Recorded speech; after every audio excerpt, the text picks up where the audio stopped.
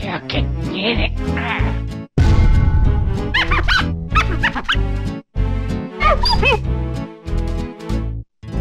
Marvelous. Yo, what's good? Welcome back to the channel, y'all. And look. In today's video, we're gonna be going over the current OP08.5 meta. Yes, you heard me right. The sim has been doing some work. Look, when I need to dog out the sim team, I do it. But look, when I have to give them its flowers, I have to give these motherfuckers their flowers. They've been doing a great job for getting the results. And the fact that we even have the results for OP08.5, you guys can actually just get a glimpse to see what are going to be the top 10 decks in our current meta leading up to OP09. So with that being said, let's go ahead and get straight into the content, gang. Let's get it. So typically the way I usually do these types of meta reports is that I show you all the decks at once and the win percentage. But since we're going to be showing you deck lists, because this particular OP08.5 breakdown that they provided for us in the sim, you guys see it on the screen right now, there is no deck list. They even have it in the description right here when it comes to the meta report link. If you guys do want to check it out, link in the description, but they do not have any deck list. So me being the person that I am, I can't leave y'all motherfuckers empty-handed. I can't leave the delinquents empty-handed. Hell no, not on the gang. Nope. So I ended up doing my research and I ended up grabbing all of the top OP08.5 topping deck lists from the East, whether it be an OP09 meta or the OP08.5 meta, because we haven't gotten to OP09. I'm not going to show you any OP09 decks or anything like that because we're not there. So all the decks in here you guys can use right when the structured decks come out later on today. So let's go ahead and get started. The 10th best deck of the OP08.5 weekly power rankings for the ranked sim. As you guys can see, there is no 10th ranked. Why is that? I'll tell you why. Because the 10th rank is fucking my personal main deck. Monkey D. Luffy. BY Luffy has fallen off, and no, this isn't just from people playing the game like how it was initially when OP08 first started. These results are from high ranking players. You guys are probably wondering, why is he the 10th best deck? Why? Well, when we look at its stacks, we played 2,000 matches, 900 wins, and 1,000 losses, sitting our win percentage at 49.4% win rate. We have the lowest win rate out of any other deck. We are on our way out of the top 10. You guys, like I said earlier, guys are probably wondering why we are on our way out of the top 10. It's because the brand new deck of this format is Blue Dofi. Blue Dofi plays a lot of crazy blue cards such as Red Rock and Gravity Blade. Both of those cards fuck our bitch. So with that being said, as long as Blue Dofi's in the meta, BY Luffy is going to be on the back burner. So with that being said, let's go over my personal list. My personal list usually gets upgraded. If you guys actually just want to deep dive into, you know, what you guys should be using, card at the top, thumbnail on the screen, tap in. But this is my personal version of Monkey D. Luffy. The Kuzans, I am running the 2 Kuzans because since we are playing an OP08.5 with Blue Dofi, running 4 Kuzans is a waste. The #1 deck in the format is a deck that doesn't even play high cost characters, which means that this card 9 times out of 10 is going to be a brick. Okay, so if you guys are looking at these BY Luffy lists, if you still are playing BY Luffy like me, there's really no reason to run Kuzan at this moment. You guys can even take this out and add some board removal. This is just my personal list. Like I said earlier, I have all the flex spots, all the different tech flex type of cards you guys can use. You guys do want to play something in the deck, so go ahead and check out that video on the channel. Also exposed to Master Scammer as well, so tap in. The biggest thing that I feel like is going to be upgraded in the BY Luffy list is this Makino. Makino is going to be a staple in every single BY Luffy deck moving forward, just because of the Blue Dofi's unblockable event. You guys need to be able to stack your 2Ks as much as possible. Before, we didn't really need to worry about 2Ks because there's no such card in the game that really does what Dofi does, since Dofi is the best deck and they can attack at face for 15 or even possibly 16 if they have a 6 cost character or 6 power character on the board. You need all the 2Ks in your hand as possible. So you guys are always probably going to want to run probably I don't know, 10, 11 2Ks. Only other changes that you really see with this BY Luffy list is I'm not running 4 the Searcher. I feel like running 4 of the Searcher is actually trash. Having 4 Searcher right here, then having 4 Searcher with the Monkey D Garp, I feel like it's not needed. Once you get to a certain point to where your trash is so filled up, and the last thing you want to see of these cards, because it's pretty much a dead card. I feel like 6 is pretty solid. If you ever have a point in time where you actually go through 6 Searchers, then you're probably losing the game anyways. So that's the only thing that changed with that. And the only other change that I really have in my BY Luffy deck, like I said, these cards right here, this Ivankov, this Ice Age, Yakuza, it could be whatever you want. But I am running the Ivankov, and I'm also running the Ice Age. Just having the Ivankov being able to have a Hiyori effect, and also being able to empty out your life, since everybody's starting to learn how to play against BY Luffy. Everybody's starving, so we also need a way to get rid of this. It's a 3 Dawn turn on top of that, and it's just another blocker. If I end up bringing a Sabo to protect it as well, he's just as good as Sabo at that point. And Ice Age I'm just using for board removal for my Luffy. Look, you can't run the Kuzan without the Ice Age, fact, not an opinion. So YGOD, it's a shame that BY Luffy is falling off. I mean, I think we're at like 2nd or 3rd or something like that. Now we're at 10th, and this is with high players. We're sitting at 2,000 matches played, 988 wins, 1,012 losses, sitting at a 49.4% win rate, which means we are negative when it comes to win rate. If this continues, BY Luffy's going to be out of the top 10 power rankings. So, you know, I don't know how to feel about it, but I'm still going to play that bitch. I don't even care. Let's go ahead and get straight into the next deck, gang. Let's get it. So the 9th best deck that we have for the ranked OP08.5 weekly rankings so far has to be Calgera. Yes, I know. YGOD's taking over. YGOD, Yellow Gaga Da, YGOD. Shout out to all my delinquents. Calgera is showing up, and Calgera is showing up to play. Calgera has played 1,916 matches, 967 wins, 949 losses, sitting at a 50.5 win percentage. So very strong showing from Calgera late game and early in the meta. I said late game, we actually early in the meta, so really early in meta, but Calgera is still showing up.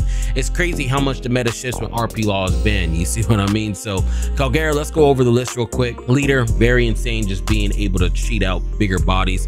Very shice. Doing the Holly combo is unmatched. Having the 2K and a trigger out of life is pretty insane.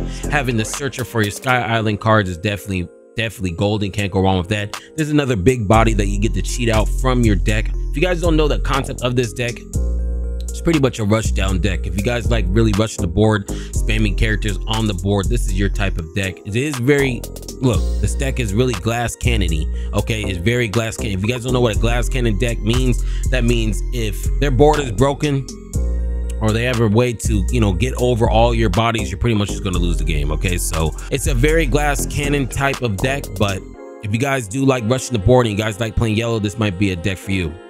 Like I said earlier, Wiper cheats out.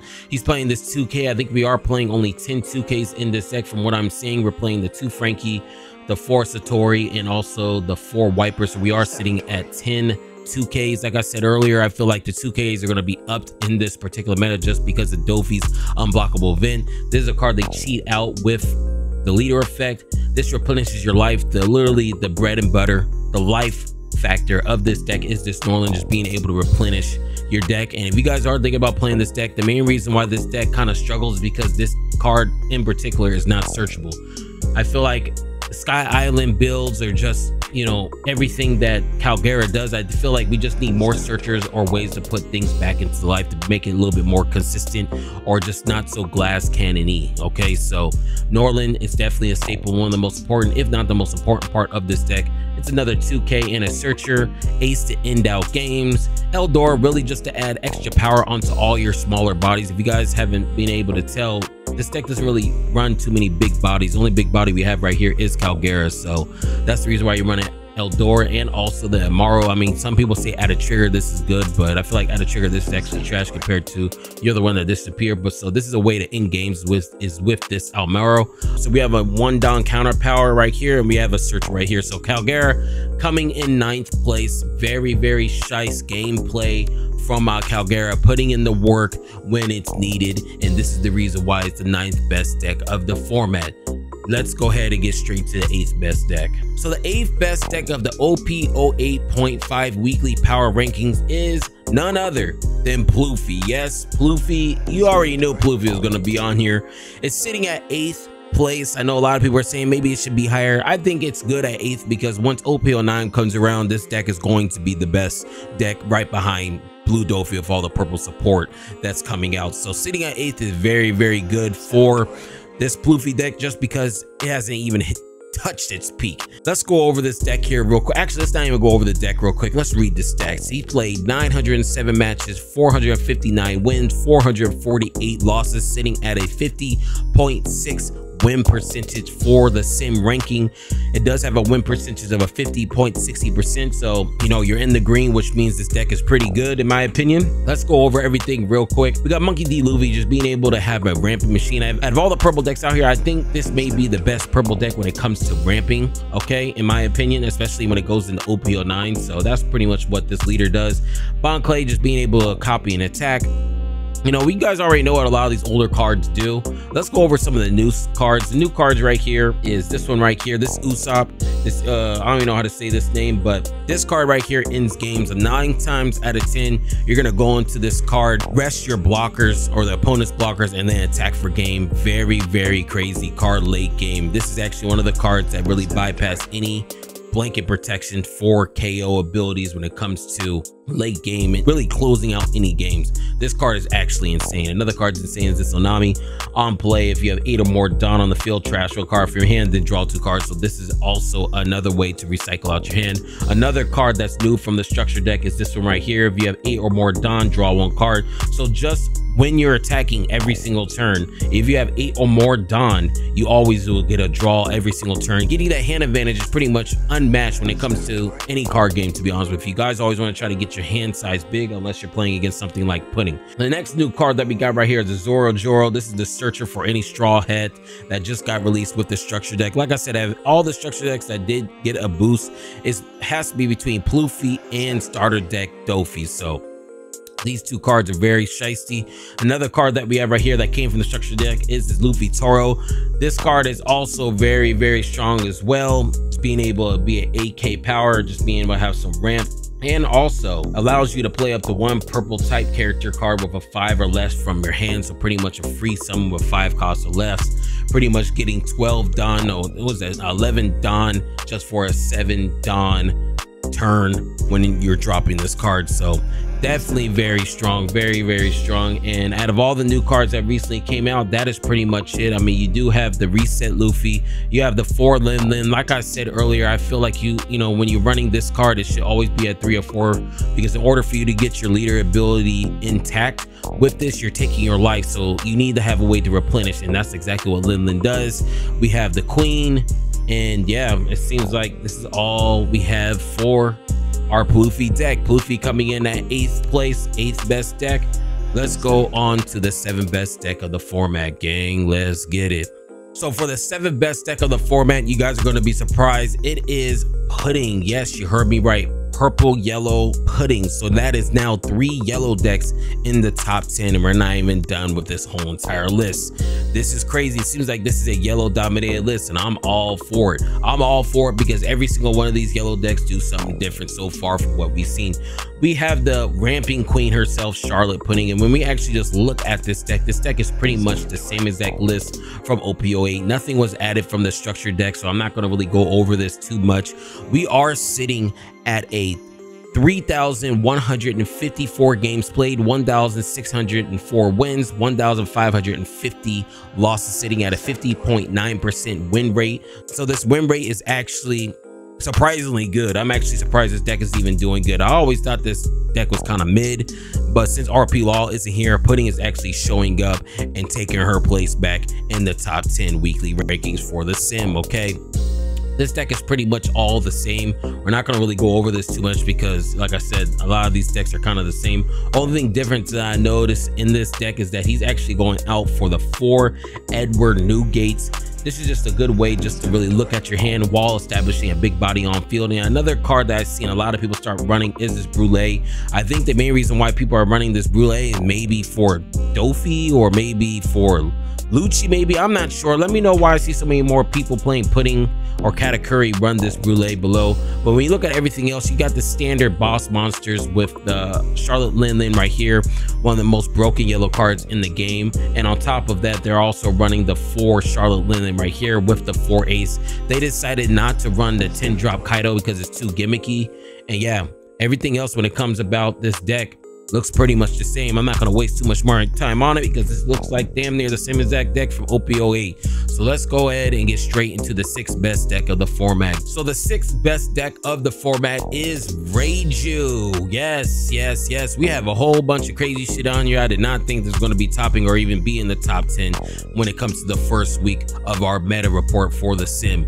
Reiju sitting at 6th place, played 2,052 games, 1,078 wins, 974 losses, sitting at a 52.5% win rate. Reiju is pretty much the same thing I've been telling you guys. The only difference that I've been noticing in these Reiju lists is that they are now opting out to run the Youngji. Okay, they're literally running the Youngji and cut the Sanji. I remember they used to run, some of them used to run the 6 drop Sanji. If you guys could tell me why you guys are starting to play this more, I've been seeing this in a lot of OP09 and OP08.5 lists are the Yanjis. That's the only thing that's different. But besides that, the only thing I see really different is pretty much nothing. It looks like the standard Reiju type of deck, just being able to cheat out these 2 characters and pretty much just really live and die off this Ijichi. Ijichi is pretty much the staple and glue of the deck on top of the Reiju that's in the deck as well is right here. So these 2 cards are very, very important. Probably some of the most key factors in the deck. You also running the Black Maria. I mean, if you're a purple deck, why not run one of the best purple cards ever printed in the game, right? And then just being able to end off the games, bringing back all your smaller bodies out of the trash, kind of like BY Luffy. A stronger Gecko 2.0 is the judge. And when we actually just look at everything else kind of looks the same. 4 stage. I see a lot of Reiju players put this at 3 now. I don't really see anything different. So Reiju sitting at 6. I'm not going to really go over a deck that I've been going over already. Let's go ahead and get straight to the 5th best deck of the format. So y'all going to be really surprised on what's the 5th best deck of this format right now. The 5th best deck of this current format for the OP08.5 weekly power rankings is Enel. Enel is now the 5th best deck of the format for the weekly sim meta report, gang. That's crazy. That's crazy. If you guys want to see an Enel deck list, I have the Enel deck list on the screen, how to play it and everything. Go ahead and tap in. A lot of my previous games on the channel before I went back to my BY Luffy is Enel. Enel is actually showing up. You guys are probably wondering, why is Enel all of a sudden doing well? Enel is doing so well is because it counters the best deck in the format, which is Blue Dofi. Okay, Enel pretty much fucks Dofi's bitch. Okay, that's the reason why he's number 5. That's the reason why it's the 5th best deck, playing 1,573 matches, 871 wins, 702 losses, sitting at a 55.4% win rate. We're gonna go over this deck briefly, but if you guys do want to see a deep dive into this deck, I have a ton of Enel shit on the video. If you guys are an Enel player, you guys copied some of my other lists or playing with some of my lists and it's treated you well, let everybody know how we get down over here on the gang. YGOD, Yellow Gang or Die, YGOD. Shout out to all my delinquents. Let them know, gang, let them know. So we got Enel, cockroach of the whole entire format, and also the Dofi killer. We got the 4 Flampy for some draws. We have the 4 Shirahoshi, which is, hey, look, I wouldn't mind 4 Shirahoshis, but 4 Shirahoshis might be a little too much in this meta because Dofi doesn't really have too much board removal like that. And if you look at some of the other decks in the format, it's not really too much board removal outside of BY Luffy and of course Lucci. You guys already know Lucci's on the list somewhere, so maybe drop this down to 2. But hey, like I said, this is another flex spot. You guys can do whatever you want right here. So 4 Shirahoshi standard, 4 Katakuri standard, 4 Beige standard. Everything else looks pretty much the same. The only difference that I'm seeing is Probably the Kingdom Come, but just to be honest with you, this looks like one of the most cookie cutter NL lists I've ever seen in my life. If you guys ever want to play an NL list, this is pretty much your go-to. Try this deck out and see what happens type of list. This is the most cookie cutter list. There's really nothing I really need to go over for this. Just having Yamato with some popping, some Katakuri, some board removal, whether it be your side or the opponent's side, being able to end games out with the Portuguese Ace, removing anything on the field with this Kingdom Come, doing some crazy manipulation triggers with this You're the One to Disappear. In my opinion, I feel like some Hioris need to be in here. Probably cut this down, put 2 Hioris in, and probably cut down 1 Flampy, so you could be at 3 Hioris and 3 Flampies. And the main reason why I'm saying you guys probably might want to play Hiyori, because when we look at it, we got 1, 2, 3, 4, 5, 6, 7 base cards in our deck that we can manipulate with Hiyori, and on top of that, Hiyori is an extra 2k added to your deck as well. That's the only change that I'll add. If you guys want to do another big deep dive with this deck, I have a guide on the channel. And now, sitting at the 5th best deck of the OP08.5 meta, which is crazy, let's get into the 4th best deck of the format. So the 4th best deck of the format is none other than Jewelry Bonnie. Jewelry Bonnie is now sitting at 4th place. You guys should already know Jewelry Bonnie is going to be up here. I already told you, Jewelry Bonnie, once it gets to OP08.5, is going to be a top 5 deck in my opinion, okay? Jewelry Bonnie has played 2,246 matches, 1,250 wins. Bonnie's win rate is actually surprising to me, 55.7. That means the majority of the games Bonnie is winning, and that's just because of this card right here. This card right here bumped up Bonnie to another level because now it gives some staple board removal of any rested character on the field, which is actually brazy, bruh. This deck is spinning the block right now. This card alone has just been able to boost Bonnie to the next level, and it shows not only in the ranks of the sim, but also in OP09 as well. Bonnie's doing the same exact thing because this is an OP09 list that we're looking at. We can go over every single card, but a lot of these cards pretty much do everything. Only difference is that is this Shanks and also this Carrot. A lot of people, like I've been telling you guys are just now coming on to the sauce, okay? If this is your first time on the channel, you're running 2 Carrot, nah bro, nah gang, put that bullshit away. Put that bullshit away. Stop with the, oh, this tech is good. No, your tech is not good. Know your fucking place, trash, fucking robots.